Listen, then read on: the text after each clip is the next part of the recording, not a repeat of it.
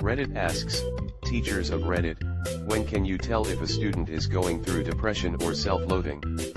If so, what do you try to do to help? It's always hard to know, so the best thing you can do is let them know you care. If you start with a casual one-on-one connection and make it known that you'd like to listen, you can sometimes save a life. Isn't this the lyric to the fray? This question needs a good discussion. First and foremost, let's put substitute teachers through proper training. Who and why did this get gilded? I'm about to go to sleep and I get these digital medals. Thank you, anonymous Redditor. Do I have to babysit this? Nose goes. I'd say most aren't able to tell at all. They're seeing so many students every day that it'd be hard to know individual personalities and notice if they change. I had depression and attempted suicide in my teens. I don't think my teachers had any idea I never said anything to them or reach out to them, and they either didn't notice or just never said anything to me before or afterwards. I was depressed and self-harming and went inpatient for 10 days, and I told one of my 7 teachers and she was shocked. Not sure actually. They're all constantly saying they're dead inside and joke about being depressed. That's where we get you. The ones who actually want to die are using it as a coping mechanism, while those who don't are making fun of how stupid the thought of suicide is to them. Sometimes all a kid needs is someone to be there to listen. Something I would do was, if I saw that a student wasn't behaving like themselves, I'd have them come up for lunch. You'd be surprised how many kids want to have lunch in the classroom. Normally I'd have them come with a friend of their choosing. But if they wanted to talk, I was always there during our lunch period. You could also always refer them to the school psychologist. They are better equipped to handle bigger issues. I remember a teacher just asking me, "Hey cheese whiz, is there anything go on?" while on a field trip in a boat. It felt like the pressure I had on me just left that instant. I finally had someone that really cared and listened to me. Wow, you too? That literally happened to me yesterday, or on Thursday, not sure. I was going back from a field trip and yet I ended up talking about my anxiety. Turned out the teacher had some too. In my experience, they can't. I would literally sit alone at a table shaking with rage for lunch every day and nobody said shiz. Not a teacher myself, but just having a teacher who was open to chat meant so much to me. There was one that would check how I was going whenever I saw him, just that really helped. It's important to recognize that for all the symptoms a student can show, they can just as easily be hiding them. Especially since I only see my kids for about 50 minutes a day.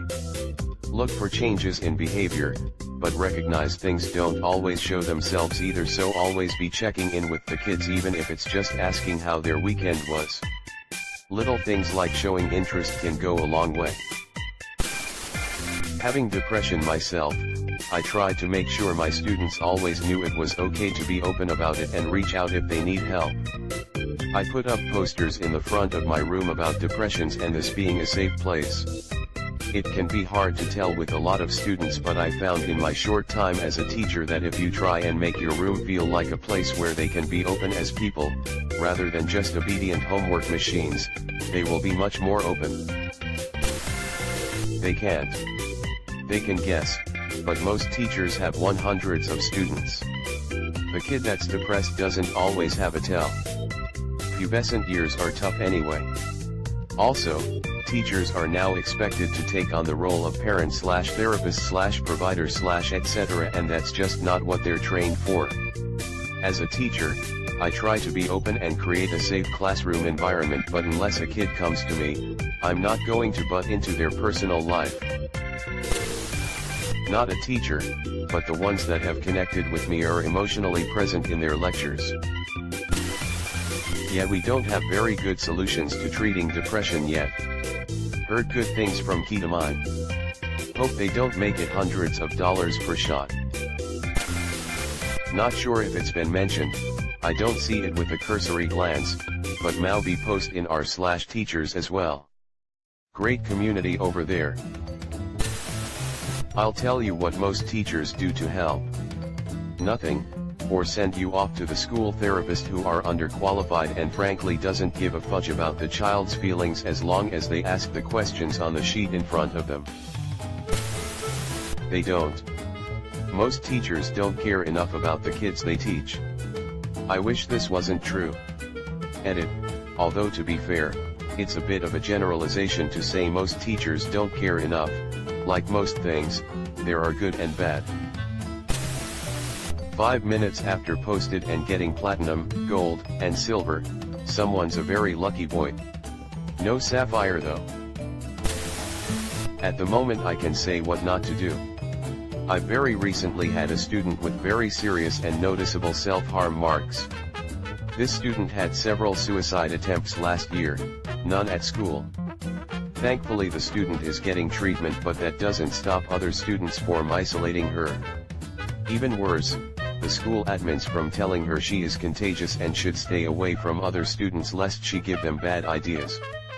She definitely needs more one-on-one help and encouragement, which I'm still figuring out how to do. On the topic of depression, I think I found it easiest to cope/battle the hard days when I had someone to talk to/someone who would just listen to what I had to say. I was blessed to have individuals in my life who could do that for me, and it made more of a difference than they'll ever know. That being said, if someone needs anyone to talk to, please don't hesitate to PM me. Depression genuinely is a fight that is easier with company. Please take care.